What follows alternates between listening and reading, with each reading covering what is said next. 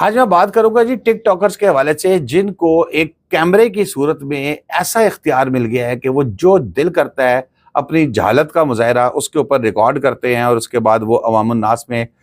بھیج دیتے ہیں۔ اور افسوسناک بات یہ ہے کہ عوام کے بھی اکثریت ایسے دماغ رکھتی ہے کہ ان کو وائرل کرنے میں 1 منٹ نہیں لگاتی۔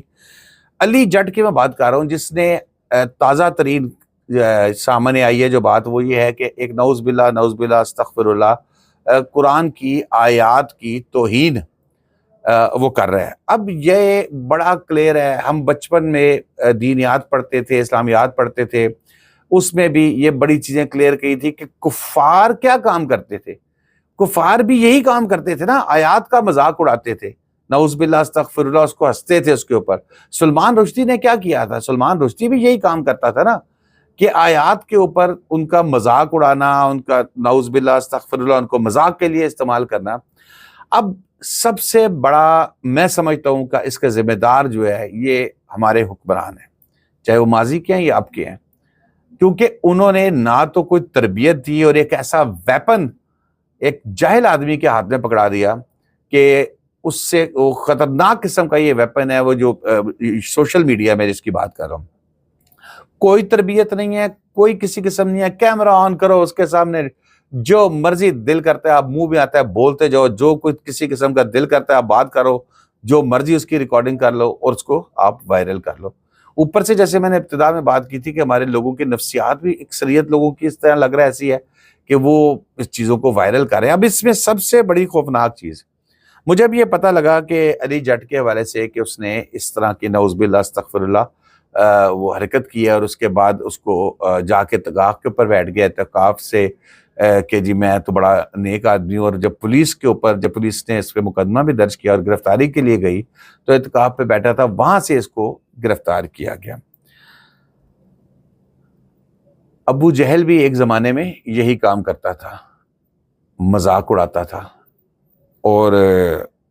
اب بات یہاں سے اب آگے کی طرف میں چلتا ہوں۔ یہ جو علی جٹ ہے اس نے کیا، اس کو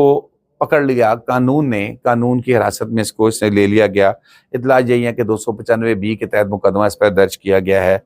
اب وہ جانے اور قانون جانے، قانون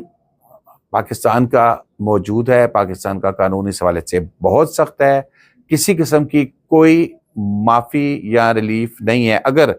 جرم ثابت ہو جائے تو، نیت ثابت ہو جائے تو، بہرحال یہ تو عدالتوں کا کام ہے، ہمارا کام نہیں ہے کہ اس کو اس طریقے سے لے کے چلیں۔ دوسرا انتہائی خوفناک کام جو ہوتا ہے وہ یہ ہوتا ہے کہ ٹک ٹاک پہ جب میں تلاش کرنے گیا کہ یہ علی جٹ کون ہے، تو اللہ معاف کرے خوف کس چیز کا آتا ہے کہ بے شمار جاہلوں نے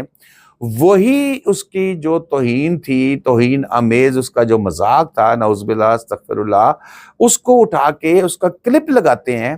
اور وہ پہلے پورا سناتے ہیں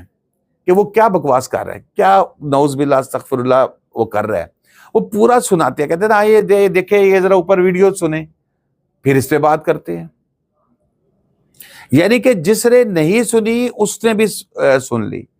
جس کو غصہ تھا، جس نے سن کے زیادہ غصہ آتا ہے، میں نے سنی مجھے اس لیے زیادہ غصہ آ رہا ہے،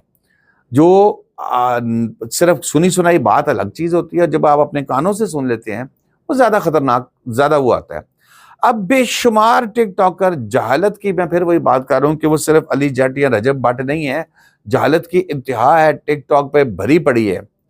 وہ سارے اٹھا رہے ہیں، اس کا کلپ لگاتے ہیں، اس کا پورا توہین آمیز مواد سناتے ہیں، اور اس کے بعد کہتے ہیں دیکھو جی کیسا جاہل آدمی ہے، اس کے ساتھ یہ ہونا چاہیے، اس کے ساتھ وہ ہونا چاہیے۔ میرے بھائی اس نے تو ایک دفعہ جہالت کی، اس کے بعد اس نے ڈیلیٹ کر دی، تمہاری جہالت تو مسلسل چل رہی ہے، تم بھی اتنا ہی سنجیدہ لے رہے ہو معاملے کو۔ مطلب نعوذ باللہ، مجھے بڑا افسوس ہے اس بات کا کہ جو شیئر کرنے والے ہیں یہ کہہ رہے ہیں جی اس کو ایسے کر دو، ویسے کر دو، کرو بھائی، وہ تو عدالت میں معاملہ جائے گا تو عدالت نے جو دیکھے گی، عدالت قانون کے مطابق اس کے خلاف جو کارروائی کرنی ہوگی کرے گی، اگر جرم ثابت ہوتا ہے تو۔ لیکن تم کیا کر رہے ہو؟ تم تو وہی چیز ریپیٹ جو ایک دفعہ سنائی، 2 دفعہ سنائی، تمہارے ذریعے